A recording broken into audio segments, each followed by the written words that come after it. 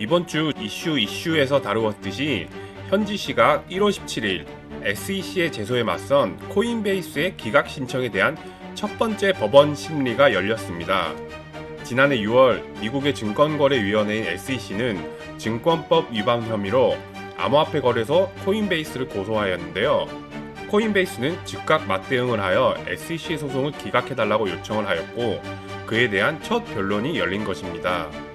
오늘은 SEC가 왜 그토록 수년간 증권화 이슈를 물고 늘어졌는지 그리고 앞으로 예상되는 해당 코인들의 운명에 대해 알아보겠습니다. 2003년 6월 6일 SEC는 코인베이스가 미등록 브로커 및 거래소 역할을 하고 있다는 내용으로 기소했습니다. SEC에 따르면 코인베이스에서 거래되고 있는 코인들 중 19개의 코인들은 증권형 토큰으로 간주되기 때문에 SEC에 등록하지 않고 운영을 하고 있다는 점이 명백한 불법 사유이며 코인베이스가 운영하는 스테이킹 서비스 역시 불법 행위라고 주장했습니다. SEC가 주장한 증권형 토큰은 솔라나, 에이다, 폴리곤, 파일코인, 샌드박스, 엑시 인피니티, 칠리즈, 플로우, 인터넷 컴퓨터, 니어 프로토콜, 보이저, 대시 등이 있습니다.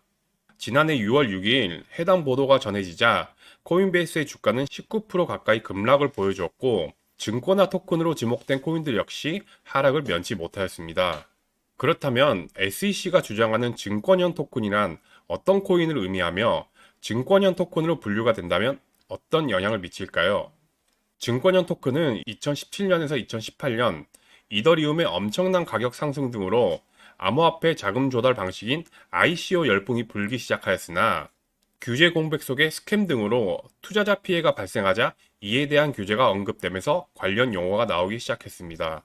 블록체인으로 발행된 토큰들을 증권으로 분류하여 규제를 해야 된다는 목소리가 반영된 것인데요. SEC가 증권인지 아닌지를 판단하는 기준은 하위 테스트라는 판단 기준으로 대부분 판단합니다. 하위 테스트는 크게 4가지 기준을 따르는데 첫 번째, 자금 투자가 이루어지고 두 번째, 그 자금이 공동사업에 투자되고 세 번째, 투자에 따른 이익을 기대할 수 있고 네 번째, 그 이익은 타인의 노력으로 발생된다는 것입니다. 이 4가지 기준을 모두 충족할 경우 암호화폐 거래와 ICO 등은 투자로 볼 수 있고 증권법의 적용 대상이 되는데 문제는 하위 테스트가 나온 지 90년이 지난 만큼 그동안의 투자와 투자 계약은 다양화되고 그 기준들 또한 해석하는 방향에 따라 결과가 달라질 만큼 애매모호하다는 주장도 있습니다. 만약 해당 코인이 증권으로 확정된다면 지금 상황과 많은 부분이 달라지게 됩니다. 우선 당연히 암호화폐 제공 및 판매는 SEC의 연방증권법 적용을 받게 될 것이며 거래 또한 SEC의 규제하에 있는 증권형 토큰 플랫폼에서만 거래가 되어야 합니다. 예를 들면 미국 내 대표적인 증권형 토큰 거래소인 INX나 T0 등이 있습니다. 하지만 증권 중개 라이센스가 없는 거래소에서 거래되거나 등록되지 않는 증권형 토큰들은 무더기 상장 폐지를 당할 수밖에 없으며 해당 코인의 시세 추락과 함께 천문학적인 벌금을 피할 수가 없습니다. 그 일례로 암호화폐 대출 플랫폼 넥소는 SEC에게 4,500만 달러, 한화 약 600억 원의 벌금을 지불하고 소송을 종결했습니다. 현재 거래되고 있는 코인들은 ICO를 통해 자금 조달을 한 코인들이 상당수를 차지하기 때문에 증권화 이슈는 해당 코인들에게 아주 중요한 사안입니다. 여러분들이 잘 아시는 리플과 SEC의 법정 공방 역시 이 증권이냐 아니냐를 두고 수년간 수십억 달러를 지출하면서 싸워온 이유이기도 합니다. 참고로 증권성 논란에서 가장 자유로운 암호화폐는 비트코인입니다. 처음 만든 주체를 정확하게 알 수 없는 데다 자금 조달이 아닌 채굴 형식으로만 발행되고 있기 때문입니다. 이더리움 역시 예전에는 증권이 아니다 라는 평이 우세했지만 비트코인과 같은 작업 증명 방식에서 보유 수량에 따른 지분 증명 방식으로 전환하면서 최근에는 증권성이 다시 부각되고 있습니다. 이더리움을 예치하면서 받는 수량이 마치 주식의 배당처럼 해석될 수 있기 때문입니다. 다시 SEC와 코인베이스의 변론으로 돌아가 보겠습니다. 소송 판결에 앞서 대다수의 전문가들은 코인베이스의 기각 요청은 받아들이지 않을 것이라고 전했습니다. SEC가 말하는 증권이라는 코인들이 증권이 아니라고 증명하기가 어렵다는 이유입니다. 하지만 그 반대의 목소리도 있습니다. 우선 기소를 담당한 캐서린 포크 파일러 판사는 지난 2023년 8월 유니스왑에 대한 소송을 기각한 전력이 있습니다. 그리고 다른 법원 케이스인 SEC 그레이스케일 소송건의 그레이스케일 승소, 비트코인 현물 ETF 승인 등 암호화폐에 대한 시선이 예전보다 많이 달라져 있기 때문입니다.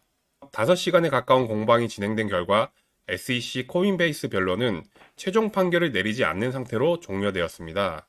다음 결과가 나오기까지 2주에서 6주 정도 소요된다고 하는데, 그렇다 하더라도 최종 판결이 나올지 아니면 또 다른 보충 자료를 요구할지는 아직 미지수입니다. 그렇지만 변론 심리의 내용을 보면 상당히 고무적입니다. 파일러 판사는 SEC에게 인형 등의 수집품을 예로 들며 증권법이 지나치게 광범위한 것이 우려스럽다고 했고, 문제 3은 스테이킹 서비스 또한 은행 계좌에 이자를 받는 것과 똑같은 것이 아닌지 물었습니다. 무엇보다도 파일러 판사는 하위 테스트는 1933년의 법이며 현 시대에 뒤떨어져 있음을 지적하고, 지금은 새로운 도구와 새로운 것들이 생겨났기 때문에 재검토가 필요하다고 밝혔습니다. 이렇듯 SEC 코인베이스 소송 기각 요청건은 양측 모두 즉시 판결을 내린 만큼 결정적인 점은 나오지 않았지만, 법원에서도 암호화폐를 다른 시각으로 바라보기 시작했고, 그러므로 해당 결과도 긍정적으로 나올 것으로 기대할 수 있습니다. SEC의 수장 게리 겐슬러는 수년간 누구보다 앞장서서 암호화폐를 반대했지만 결국 그레이스케일 소송 결과를 보면서 비트코인 현물 ETF 승인을 직접 손을 들어 찬성했습니다. 그리고 90년 동안 투자증권의 표준이 되었던 하위 테스트 역시 블록체인과 암호화폐로 인해 그 기준이 조금씩 흔들리고 있습니다. 지금까지는 규제 기간의 불명확성으로 인해 암호화폐 시장이 불투명해 보일 수도 있습니다. 하지만 IM머니에서 바라보는 암호화폐 시장은 빛을 향해 달려가고 있다고 생각합니다. 그리고 가상자산으로만 평가받던 비트코인은 이제 새로운 금융자산으로 정식 인정받았습니다. 그로 인해 비트코인을 필두로 암호화폐 전반적인 시장은 또 다른 투자 기회를 제공하는 시장으로 평가받게 될 것입니다. 암호화폐 시장은 그에 맞는 새로운 자본시장법을 필요로 하고 있고, 그에 대한 준비가 되고 있는지에 대해서는 SEC와 코인베이스 소송 결과로 확인할 수 있을 것입니다. 이상 이슈맨이었습니다. 시청해주셔서 감사합니다.